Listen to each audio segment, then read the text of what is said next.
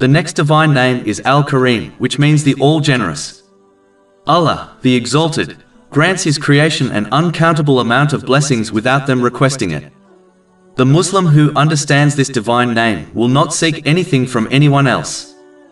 They will put their requests to Allah, the Exalted, knowing the All-Generous does not turn away anyone empty-handed.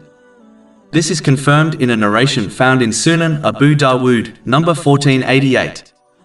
But this response from Allah, the Exalted, requires sincere efforts from a Muslim, meaning striving in the obedience of Allah, the Exalted.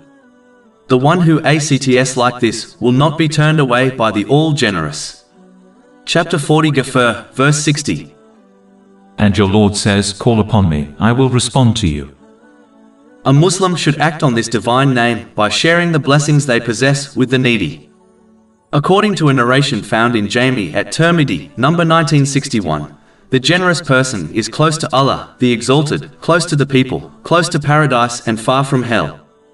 Sharing blessings go beyond donating wealth, and in fact includes all the blessings one possesses, such as offering physical and emotional help to others.